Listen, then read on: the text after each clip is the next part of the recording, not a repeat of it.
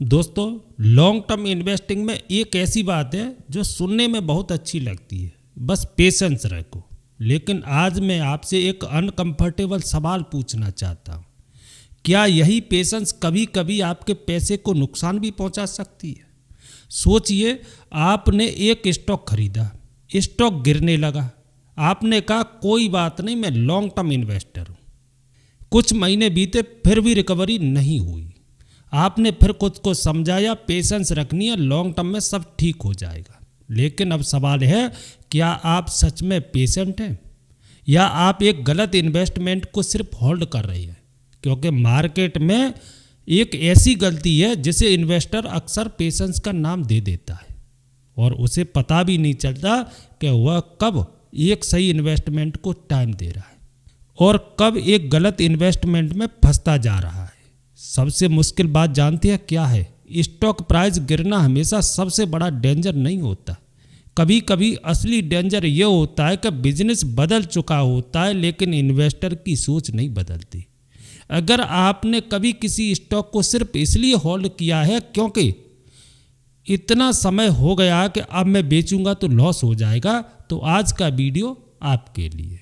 क्योंकि आज हम समझेंगे कि पेशेंस की लिमिट कहाँ से शुरू होती है, कौन से सिग्नल इन्वेस्टमेंट को रिव्यू करने के लिए मजबूर करते हैं और कब लॉन्ग टर्म आपकी स्ट्रेंथ के बजाय एक्सक्यूज बन सकता है। तो चलिए शुरू करते हैं। लॉन्ग टर्म इन्वेस्टिंग में पेशेंस आखिर कब नुकसान बन जाती है? दोस्तों, सबसे पहले एक बहुत बेसिक डिफरेंस को समझिए। पेशेंस का मतलब सिर्फ स्टॉक को लंबे समय तक होल्ड करना नहीं है। पेशेंस का मतलब है एक सही इन्वेस्टमेंट को अपना पोटेंशियल दिखाने के लिए पर्याप्त टाइम देना।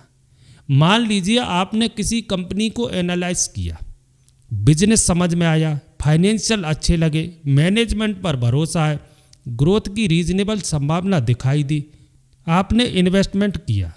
अब अगले कुछ महीनों में स्टॉक प्राइस नीचे आ गया लेकिन बिजनेस में कोई मेजर बदलाव नहीं आया। ऐसी सिचुएशन में सिर्फ प्राइस देखकर बेच देना शायद जल्दबाजी हो सकती है, क्योंकि मार्केट हर समय आपकी सोच के हिसाब से नहीं चलता। कभी प्राइस पहले गिरता है और बिजनेस बाद में अपना परफॉर्मेंस दिखाता है। यहीं पेशेंस काम आती है। लेकिन अगर बिजनेस लगातार खराब हो रहा है और इन्वेस्टर सिर्फ यह कहता है कि लॉन्ग टर्म में सब ठीक हो जाएगा, तो यह पेशेंस नहीं है, यह हो सकता है ब्लाइंड होल्डिंग। दोस्तों, मान लीजिए आपने स्टॉक 500 रुपये पर खरीदा, कुछ समय बाद वह 400 हो गया, आपने होल्ड किया, फिर 350। आपने कहा मैं लॉन्ग टर्म के लिए आया हूँ। फिर कंपनी के रिजल्ट कमज़ोर होने लगे, ग्रोथ कम हो गई, डेट बढ़ने लगा, कैश फ्लो में प्रॉब्लम दिखाई देने लगी। लेकिन आपने फिर कहा मुझे शॉर्ट टर्म की चिंता नहीं है। यह एक इम्पोर्टेंट सवाल है, क्या प्रॉब्लम शॉर्ट टर्म की है या बिजनेस की? यही फर्क समझना जरूरी है। अगर सिर्फ स्टॉक प्राइस गिरा है तो कहानी अलग है, लेकिन अगर बिजनेस की इकोनॉमिक्स बदल गई हैं तो सिर्फ लॉन्ग टर्म बोलने से प्रॉब्लम सॉल्व नहीं होगी। मेरे पर्सनल एनालिसिस में लॉन्ग टर्म इन्वेस्टिंग का मतलब यह बिल्कुल नहीं है कि एक बार बाय करने के बाद एनालिसिस बंद कर दो। लॉन्ग टर्म इन्वेस्टर को प्राइस कम देखना पड़ सकता है लेकिन बिजनेस को समझना बंद नहीं करना चाहिए। दोस्तों, जब आपने स्टॉक खरीदा था तो आपने कोई रीजन जरूर बनाया होगा। शायद आपने सोचा कंपनी की सेल्स बढ़ेगी, प्रॉफिट इंप्रूव होगा, मार्केट शेयर बढ़ेगा, इंडस्ट्री में डिमांड बढ़ेगी, मैनेजमेंट सही कैपिटल एलोकेशन करेगी। यही आपकी इन्वेस्टिंग थीसिस थी। अब कुछ समय बाद आपको देखना है क्या वह थीसिस आज भी वैलिड है। अगर हाँ, तो पेशेंस का मतलब है बिजनेस को टाइम देना। लेकिन अगर थीसिस टूट गई है तो आपको सिर्फ इसलिए होल्ड नहीं करना चाहिए क्योंकि आपने शुरुआत में इसे लॉन्ग टर्म के लिए खरीदा था। क्योंकि इन्वेस्टमेंट डिसीजन पास्ट के रीजन पर नहीं, करंट रियलिटी पर आधारित होना चाहिए। यहाँ एक बहुत इंपॉर्टेंट बात, अगर कोई स्टॉक 20% गिरा तो इसका मतलब यह नहीं कि कंपनी खराब हो गई। मार्केट सेंटिमेंट बदल गए, पूरे सेक्टर में करेक्शन आ गया, क्वार्टरली रिजल्ट एक्सपेक्टेशन से कम हो सकता है या मार्केट में टेम्परेरी फियर हो सकता है अगर बिजनेस की कोई स्ट्रेंथ अभी भी इंटैक्ट हो। तो सिर्फ प्राइस गिरने से आपका पूरा एनालिसिस बदलना जरूरी नहीं है। इसीलिए मैं किसी स्टॉक को सिर्फ चार्ट देखकर जज नहीं करूंगा, मैं पूछूंगा कि बिजनेस में क्या बदला। यह सवाल बहुत पावरफुल है क्योंकि कभी प्राइस बहुत बदल जाता है लेकिन बिजनेस बहुत कम बदलता है, और कभी प्राइस ज़्यादा नहीं बदलता लेकिन बिजनेस के अंदर बड़ी प्रॉब्लम शुरू हो जाती है। मान लीजिए कंपनी का एक क्वार्टर खराब हो गया, अब तुरंत पैनिक करने की ज़रूरत नहीं है। पहले देखिए प्रॉब्लम क्यों आई, क्या यह टेम्परेरी है, क्या मैनेजमेंट के पास इसे सुधारने का रास्ता है, क्या कोर बिजनेस अभी भी मजबूत है। अगर आंसर पॉजिटिव है तो पेशेंस की ज़रूरत हो सकती है, लेकिन अगर प्रॉब्लम्स लगातार कई पीरियड्स तक बनी रहती है, रेवेन्यू कमज़ोर हो रहा है, मार्जिन गिर रहा है, डेट बढ़ रहा है, कैश फ्लो खराब हो रहा है और कॉम्पिटिटिव एडवांटेज भी कमज़ोर हो रहा है, तो आपको फिर से पूरा इन्वेस्टमेंट थीसिस रिव्यू करना चाहिए, क्योंकि हर प्रॉब्लम को टेम्परेरी कह देना भी एक तरह का बायस हो सकता है। दोस्तों, अब एक साइकोलॉजिकल ट्रैप समझिए। आपने स्टॉक 1000 पर खरीदा, अब वह 700 का है। आपका मन कहता है कि पहले 1000 आने दो फिर बेचूंगा, लेकिन मार्केट को आपके परचेस प्राइस से कोई मतलब नहीं है। 1000 का आपका पर्सनल रेफरेंस पॉइंट है। आज का सवाल यह नहीं होना चाहिए कि मेरा स्टॉक वापस 1000 कब जाएगा, बल्कि सवाल यह होना चाहिए अगर मेरे पास यह स्टॉक आज नहीं होता तो क्या मैं इसे 700 पर खरीदता। अगर आपका आंसर हाँ है तो बिजनेस स्ट्रांग है, तो होल्ड करने का रीज़न हो सकता है। लेकिन अगर आपका आंसर साफ है, नहीं आज मैं इसे नहीं खरीदूंगा, तो आपको अपने पुराने डिसीजन को रिव्यू करना चाहिए। दोस्तों, मान लीजिए आपका कैपिटल एक कमज़ोर इन्वेस्टमेंट में फंसा हुआ है। आप उसे इसलिए होल्ड कर रहे हैं क्योंकि शायद फ्यूचर में रिकवरी हो जाए, लेकिन दूसरी तरफ आपको एक बेहतर बिजनेस दिखाई देता है। अब सवाल है, क्या आपका पैसा उस पुराने इन्वेस्टमेंट में ही रहना चाहिए? यही अपॉर्चुनिटी कॉस्ट आता है। लॉन्ग टर्म इन्वेस्टर का मतलब सिर्फ लंबे समय तक होल्ड करना नहीं है, यह भी देखना है कि आपका कैपिटल कहाँ सबसे प्रेडिक्टिव तरीके से इस्तेमाल हो रहा है।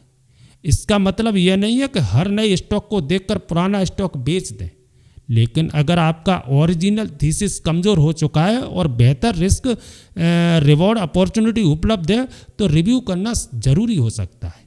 दोस्तों, पेशेंस आपकी स्ट्रेंथ हो सकती है जब बिजनेस मजबूत है, इन्वेस्टमेंट थीसिस इंटैक्ट है, शॉर्ट टर्म वॉलेटिलिटी है, अर्निंग्स में टेम्परेरी वीकनेस है, मैनेजमेंट सही डायरेक्शन में काम कर रही है, वैल्यूएशन और बिजनेस क्वालिटी अभी भी रीजनेबल है। ऐसी सिचुएशन में मार्केट नॉइस आपको जल्दी डिसीजन लेने के लिए मजबूर कर सकता है, लेकिन अगर आपका एनालिसिस क्लियर है तो आपको हर छोटी मूवमेंट पर रिएक्शन देने की ज़रूरत नहीं है। यही लॉन्ग टर्म थिंकिंग है।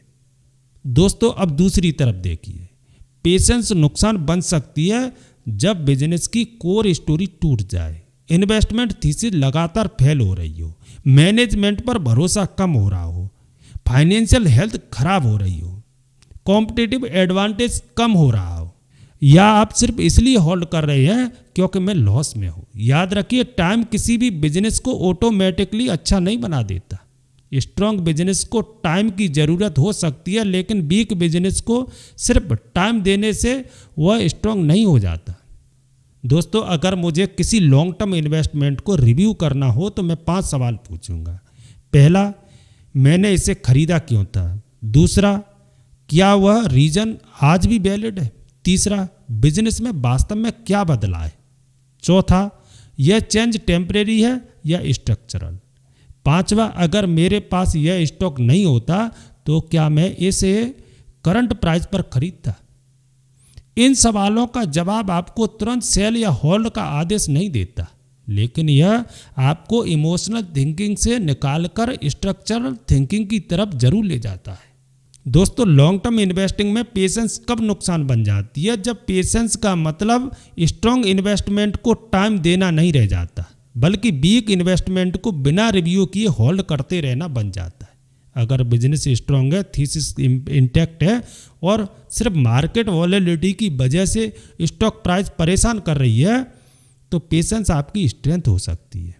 लेकिन अगर बिजनेस की कोर स्टोरी बदल चुकी है, इन्वेस्टमेंट थीसिस टूट चुकी है और आप सिर्फ इस वजह से होल्ड कर रहे हैं क्योंकि मैं लॉन्ग टर्म इन्वेस्टर हूँ, तो शायद आपको पेशेंस नहीं, रीसेंटमेंट की ज़रूरत है। इसलिए अगली बार जब आपका स्टॉक गिरे तो तुरंत यह मत सोचिए बेच दूं या होल्ड करूं, पहले पूछिए बिजनेस में क्या बदला है। और जब कोई स्टॉक लंबे समय तक अच्छा नहीं कर रहा होता तो खुद से यह पूछिए क्या मैं एक स्ट्रॉन्ग बिजनेस को टाइम दे रहा हूं या सिर्फ अपने पुराने डिसीजन को बचा रहा हूं।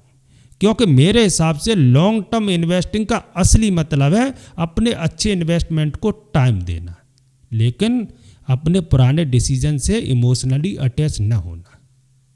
यही फर्क है पेशेंस और ब्लाइंड होल्डिंग के बीच में। तो आज के वीडियो में बस इतना ही, मिलते हैं अगले वीडियो में, तब तक के लिए जय हिंद।